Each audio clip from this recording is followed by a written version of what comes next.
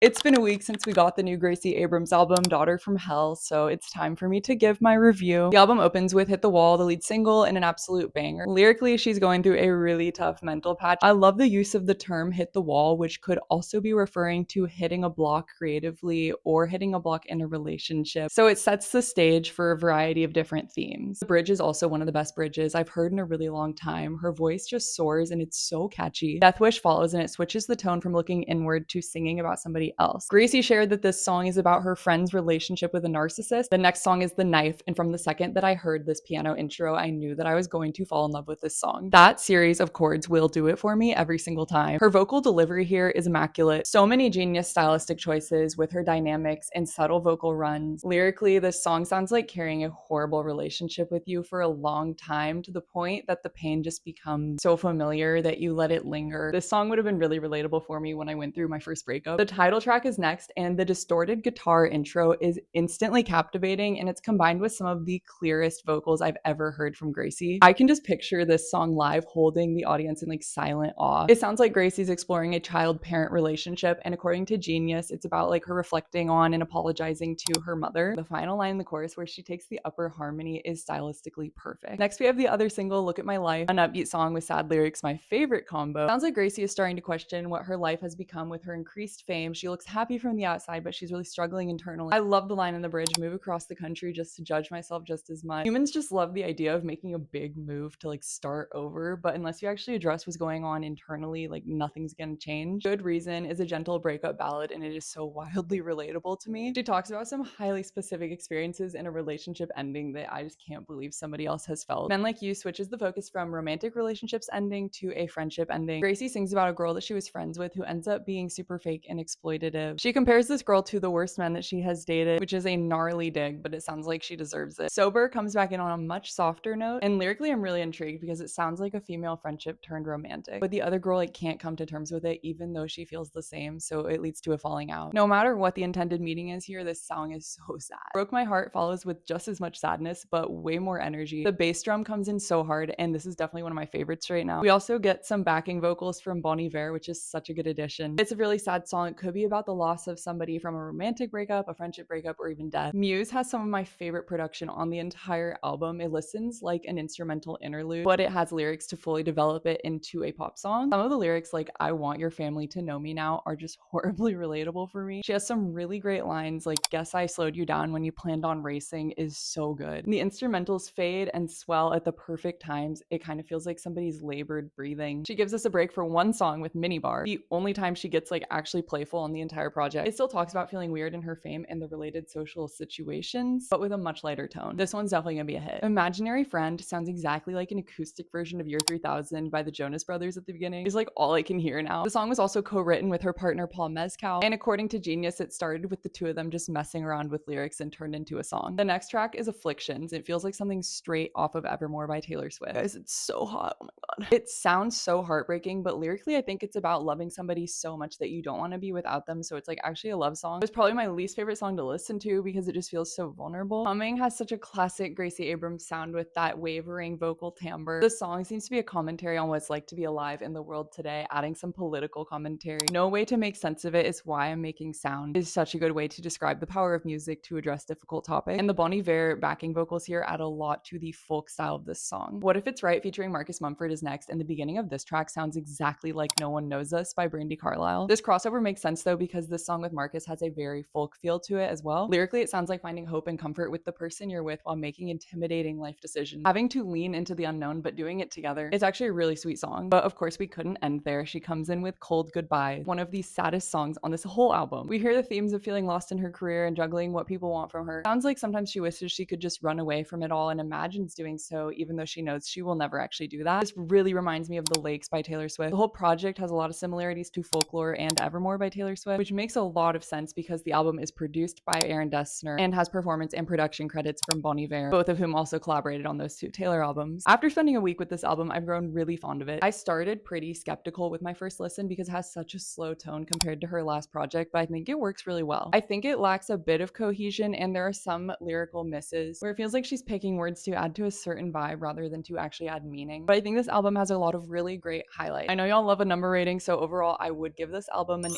8.1 out of 10, a high enough score to land at a spot on my best albums of 2026 list. But if you've listened, let me know what you thought. I would love to know.